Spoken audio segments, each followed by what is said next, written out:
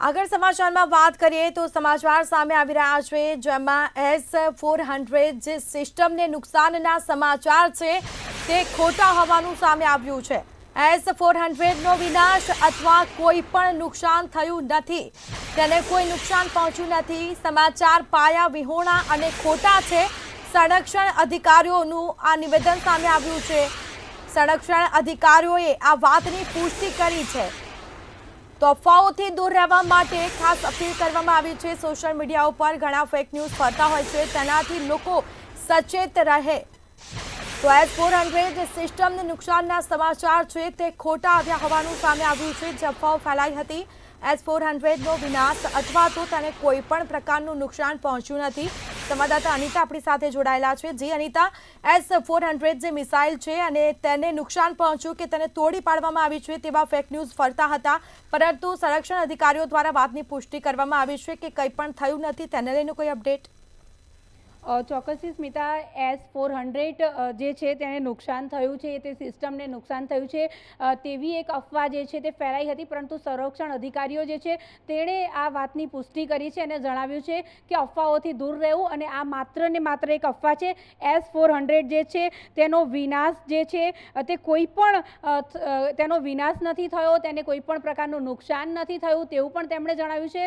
ખાસ જો વાત કરવામાં આવે તો અત્યારે હાલ આ નવી અપડેટ સામે આવી છે અને જે અફવા હતી S-400 વિશે એ માત્ર ને માત્ર પાયા વિહોણી અફવા છે અને સંરક્ષણ અધિકારીઓએ આ વાતની જ્યારે પુષ્ટિ કરી છે ત્યારે અત્યાર સુધીમાં લોકો એવું માનતા હતા કે S-400 છે તેને નુકસાન પહોંચ્યું છે અને નુકસાન પહોંચવાની સાથે કહેવાય છે કે તે સિસ્ટમ જે છે તેને ડિસ્ટ્રોય કરી દેવામાં આવી છે, તોડી પાડવામાં આવી છે, પરંતુ આ માત્ર એક અફવા હતી અને નાગરિકો હવે આવી બધી અફવાઓ જે છે તેના ઉપર વિશ્વાસ ના કરે એના માટે થઈને વિશેષ રૂપે અત્યારે હાલ સંરક્ષણ અધિકારીઓ જે છે તેમના દ્વારા અત્યારે હાલ આ વાતની પુષ્ટિ કરવામાં આવી રહી છે। એટલે જે પ્રમાણે અત્યારે હાલ સોશિયલ મીડિયા ઉપર જે અફવાઓ ફેલાઈ રહી છે એ બધી અફવાઓ ઉપર અને બધા વિડીયો ઉપર જે ભરોસો ના કરવો જોઈએ તેવી પણ વાત કરવામાં આવી છે। અત્યારે હાલ જો વાત કરવામાં આવે તો આ બધા પાયા વિહોણી જે અફવાઓ જે છે તેના ઉપર વિશ્વાસ ના કરવો જોઈએ। સંરક્ષણ અધિકારીઓ દ્વારા જ્યારે આ વાતની પુષ્ટિ કરવામાં આવી છે ત્યારે S-400 સિસ્ટમ જે છે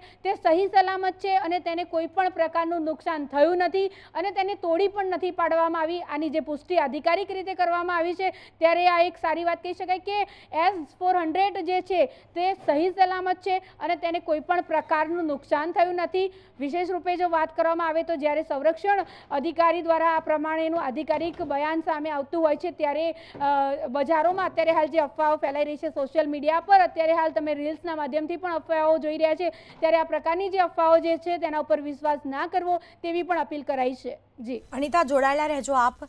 સંરક્ષણ એકમો દ્વારા દુશ્મન ડ્રોનને તરત જ તોડી પાડવામાં આવ્યું છે, તો ભારતીય સેના એક્શન મોડમાં જોવા મળી રહી છે। જેટલી પણ મિસાઇલોને ડ્રોન આવી રહ્યા છે તેને તોડી પાડવાની કામગીરી કરવામાં આવી રહી છે। નાગરિકોને જોખમમાં મૂકવાનો પ્રયાસ અસ્વીકાર્ય છે, સેનાનું નિવેદન।